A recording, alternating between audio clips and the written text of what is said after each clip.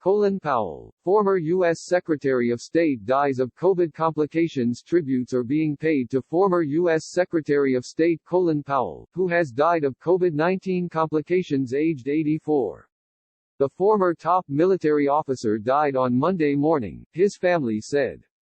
He was fully vaccinated. Powell became the first African-American Secretary of State in 2001 under Republican President George W. Bush. He also sparked controversy for helping garner support for the Iraq War. "We have lost a remarkable and loving husband, father, grandfather and a great American," the family said in a statement, thanking the staff at the Walter Reed Medical Center for their caring treatment.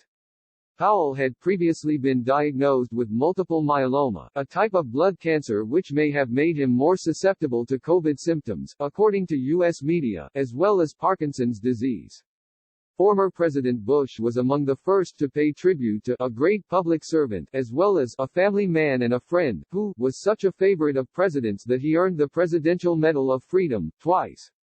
Mr. Bush's Vice President Dick Cheney saluted Powell as a man who loved his country and served her long and well, while also being a trailblazer and role model for so many. Condoleezza Rice, Powell's successor as Secretary of State and the first black woman in the role, called him a truly great man, whose devotion to our nation was not limited to the many great things he did while in uniform or during his time spent in Washington. Much of his legacy will live on in the countless number of young lives he touched.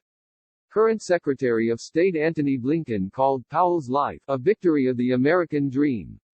Powell gave the Department of State the very best of his leadership, Mr. Blinken said.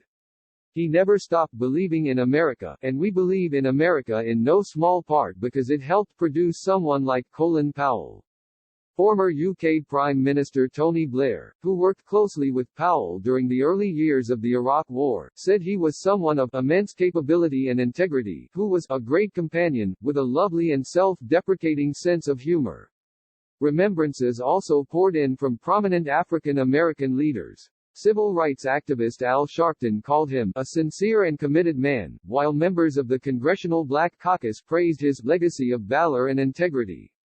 U.S. Secretary of Defense Lloyd Austin, the first black man to serve in that role, hailed Powell as a tremendous personal friend and mentor who would be impossible to replace.